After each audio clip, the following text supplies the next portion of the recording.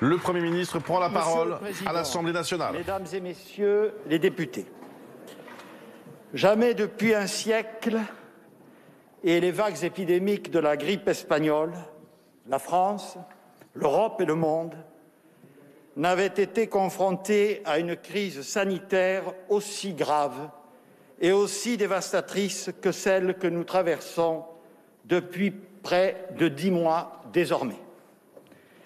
Hier soir, le président de la République s'est exprimé devant la nation pour annoncer aux Français les mesures rendues nécessaires par les circonstances présentes. Aujourd'hui, il m'appartient, dans le cadre fixé par l'article 50-1 de la Constitution, de préciser devant vous tout à la fois les raisons et les modalités de ces nouvelles mesures de lutte contre la pandémie, d'en débattre et de vous demander de vous prononcer. Je veux d'abord dire à la représentation nationale que j'ai parfaitement conscience que les efforts et les sacrifices qui sont à nouveau demandés au pays tout entier vont peser sur la vie de chacune et chacun d'entre nous. Depuis 6 mois, le gouvernement qui m'a précédé comme le mien ont tout fait pour ralentir la circulation du virus et protéger la santé des Françaises et des Français. Mais ce virus, convenons-en tous ensemble, doit appeler chacune et chacun à la plus grande humilité.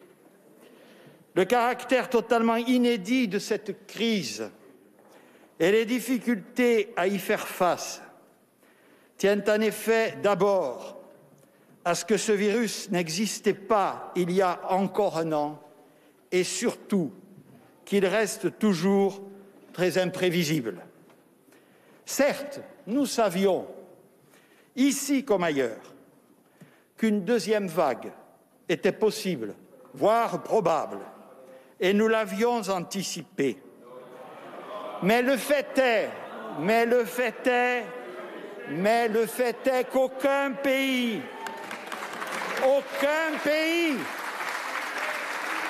regardez autour de nous, aucun pays n'avait prévu qu'elle s'accélérerait de manière à la fois aussi soudaine et aussi brutale.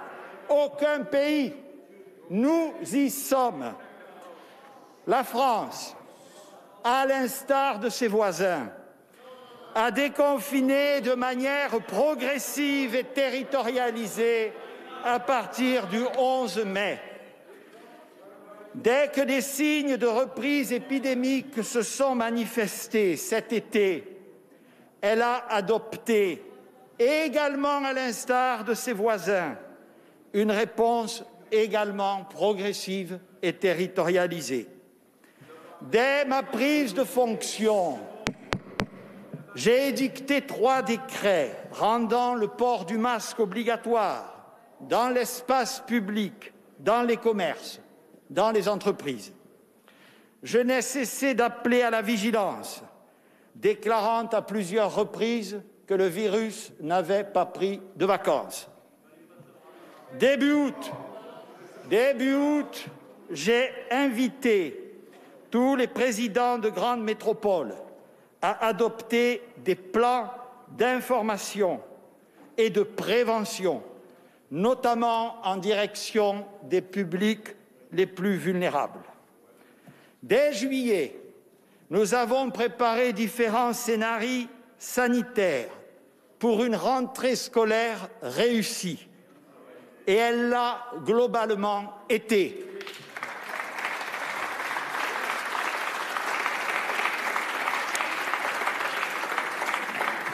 Nous avons couvert l'ensemble de nos activités professionnelles, sociales, culturelles et sportives de protocoles sanitaires stricts. Nous avons déployé, avec des difficultés logistiques réelles, mais que nous avons surmontées, une politique de dépistage parmi les plus massives d'Europe. 1,8 million de tests cette semaine et 92% de résultats rendus en moins de 48 heures. Lorsque la montée des taux d'incidence a commencé à se traduire par des hospitalisations, nous avons pris, chacun s'en souvient, dans les agglomérations concernées, des dispositions plus contraignantes, notamment la fermeture des bars et des restaurants, puis, plus récemment, le couvre-feu. Ces mesures doivent respecter les exigences de l'État de droit, suivant lesquelles des dispositions privatives de liberté doivent être fondées sur des motifs sanitaires suffisamment avérés. Elles doivent également, pour être pleinement efficaces, recueillir l'acceptation des élus et de la population. Et vous savez que cela n'a pas toujours été simple. Certains qui nous disent aujourd'hui que nous aurions dû agir et plus fort ou que nous n'en faisons pas assez prétendaient à l'époque que nous en faisions trop.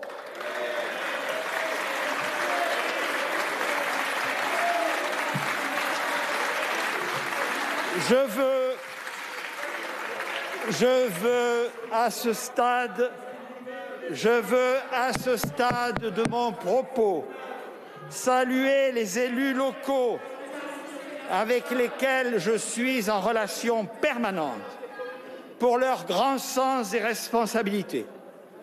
Dans la gestion de cette crise, le couple maire-préfet, dont je me suis toujours fait l'ardent promoteur, fonctionne bien et je remercie également les régions et les départements pour leur mobilisation constante.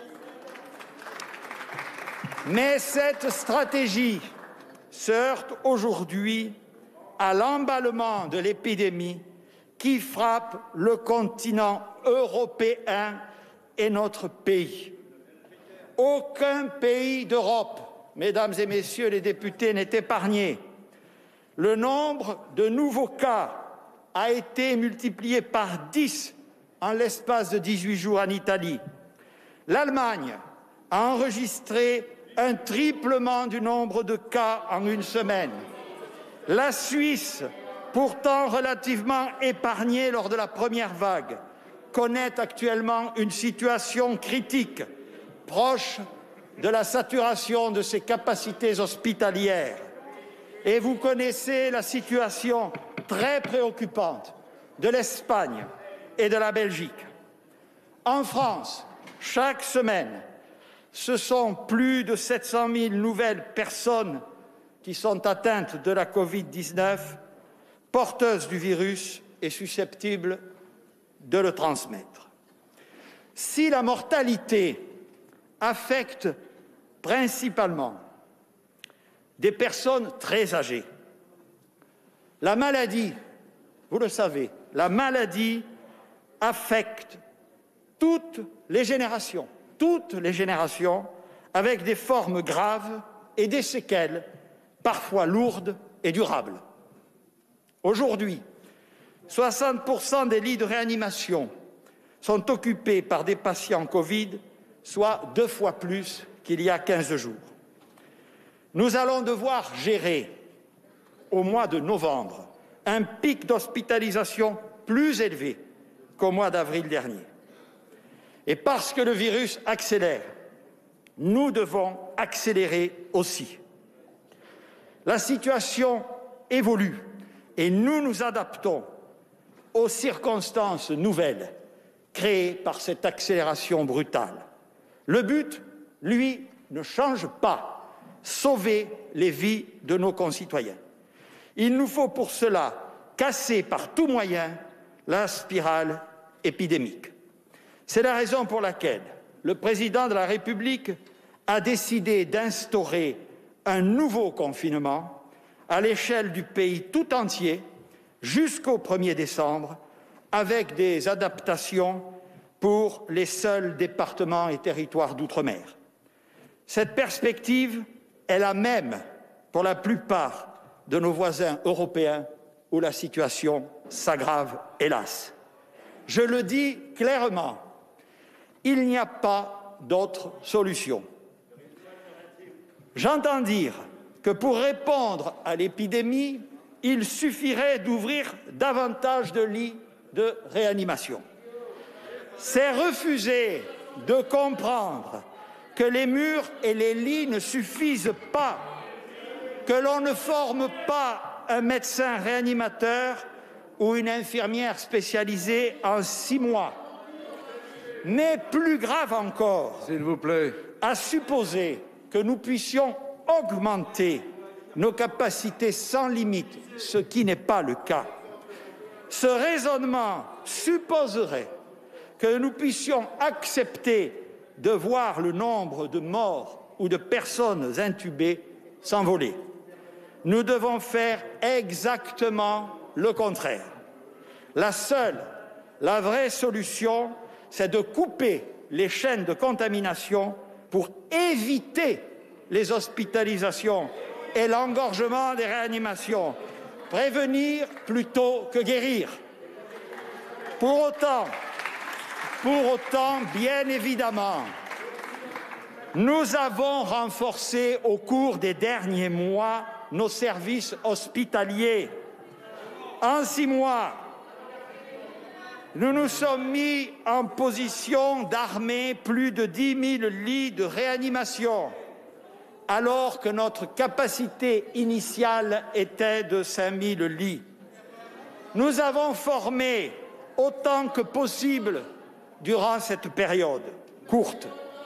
En 6 mois, nous avons reconstitué et entièrement sécurisé les stocks nationaux de respirateurs, médicaments anesthésiques, masques, pour pouvoir prendre en charge plus de 30 000 malades en réanimation quand nous en avions traité 17 000 lors de la première vague.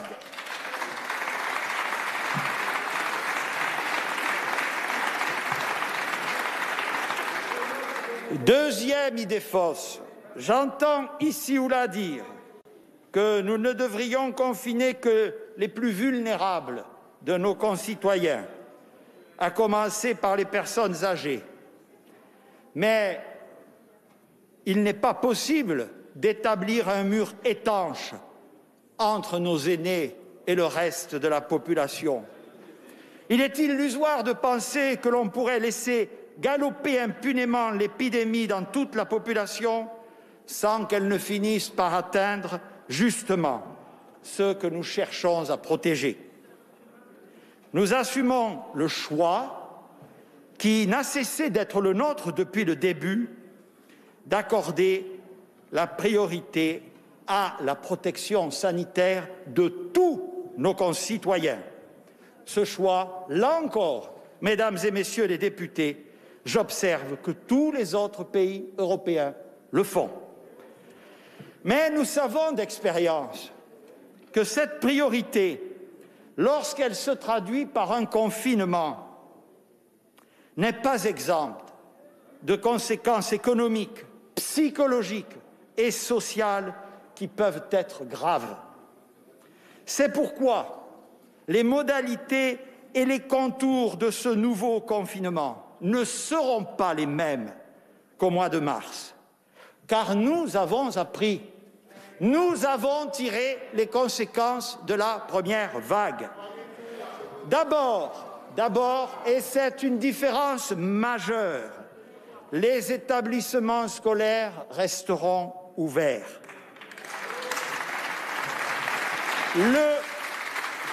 Le confinement du printemps dernier a accru fortement le risque de décrochage scolaire pour les enfants, en particulier pour les plus défavorisés. Je voudrais vous dire que le gouvernement fait totalement sien ce diagnostic porté par la Société française de pédiatrie. Les risques éducatifs et sociaux, les bénéfices éducatifs et sociaux apportés par l'école sont très supérieurs au risque d'une éventuelle contamination par Covid de l'enfant en milieu scolaire. Je sais également que les enseignants ont été affectés au printemps dernier d'être séparés de leurs élèves et que nous pouvons compter sur leur dévouement et leur attachement à l'école de la République.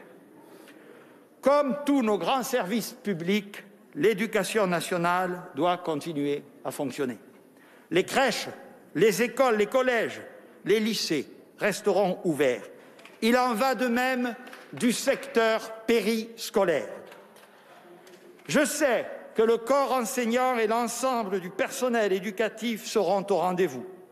Dès la rentrée de lundi, le protocole sanitaire sera adapté et renforcé pour assurer la protection de tous, les enfants, les enseignants, les parents d'élèves.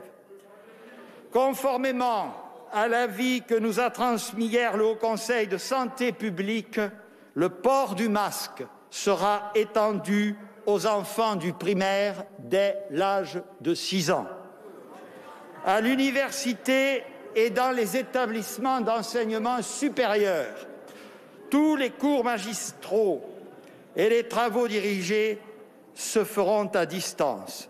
Seuls les travaux pratiques pourront, dans des conditions spécifiques, être maintenus dans les établissements. Ensuite, mesdames et messieurs les députés, nous devons tout faire pour éviter de connaître une chute de l'activité économique aussi brutale qu'au printemps dernier. La France avait alors connu une récession parmi les plus fortes d'Europe. Nous ne pouvons à nouveau mettre notre économie sous cloche et nous devons continuer à travailler autant que possible, bien entendu dans des conditions sanitaires protectrices et tout en stoppant la circulation virale. Car le chômage et la pauvreté peuvent aussi tuer. Maintenir une activité économique la plus soutenue possible est un impératif pour limiter les effets désastreux de la crise économique qui nous frappe déjà durement. Le recours au télétravail doit être le plus massif possible. Dans le secteur privé, toutes les fonctions qui peuvent être télétravaillées doivent l'être 5 jours sur 5. Cela sera inscrit dans le protocole national en entreprise qui sera mis en ligne ce soir dans le cadre d'un dialogue social dont je salue ici le haut sens des responsabilités. Dans les administrations publiques, pour tous les agents dont les missions peuvent être totalement ou principalement exercées à distance, le télétravail se fera également 5 jours sur 5. Et pour les autres, ceux pour qui le travail n'est pas possible et dont les activités resteront autorisées, des attestations dérogatoires permettront de poursuivre l'activité. Le secteur du BTP doit continuer à travailler. Nos usines doivent fonctionner. Nos agriculteurs doivent poursuivre leurs activités. Nous maintiendrons les bureaux de poste et les guichets de services publics ouverts.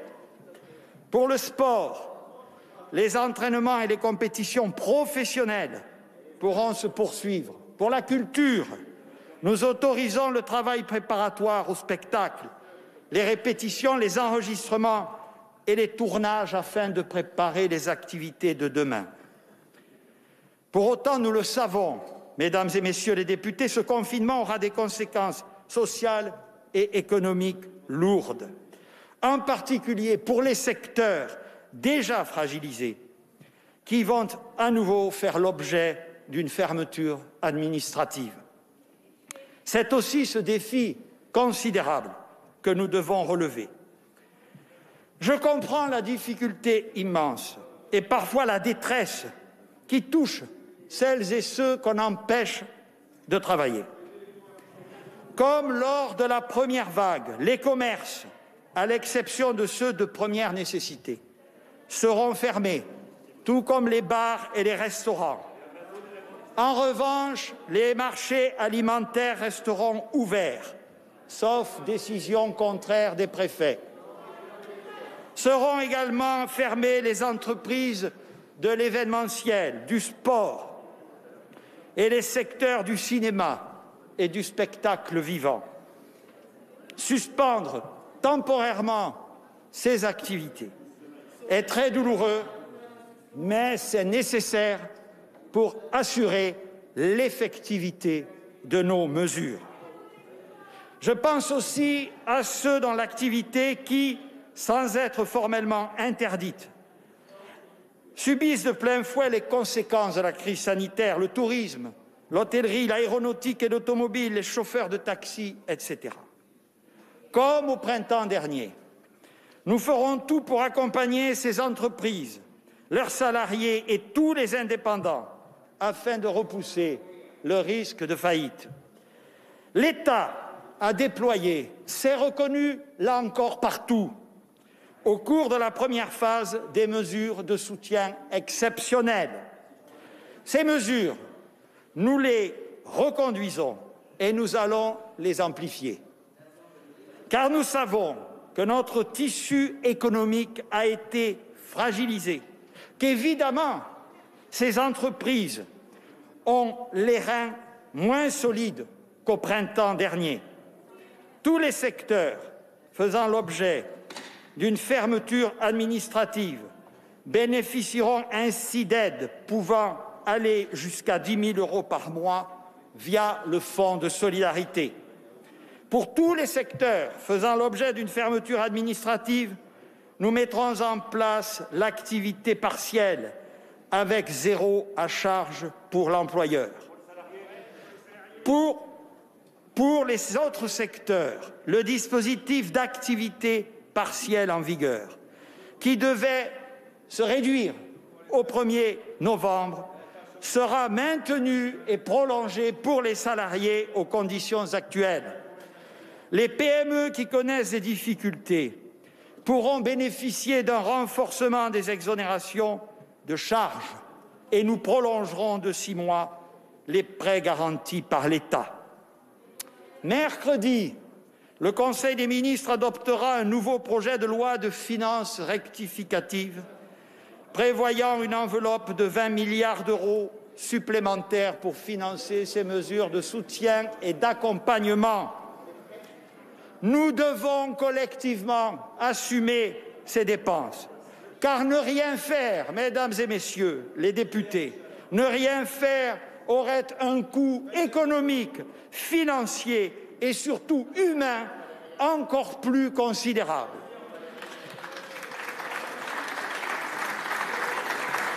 Surtout, je veux vous dire que l'attention du gouvernement dans les jours à venir va se concentrer sur ceux de nos concitoyens qui sont déjà les plus en souffrance depuis le début de la pandémie et qui vont encore être affectés par ce nouveau confinement. Je pense aux jeunes, aux indépendants, aux travailleurs dits de la deuxième ligne, aux publics fragiles et précaires.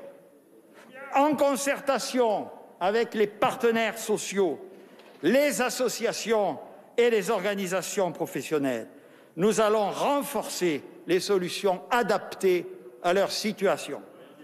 À eux, je veux dire que la solidarité nationale, plus que dans les autres pays, soyons-en fiers, continuera à se déployer pleinement.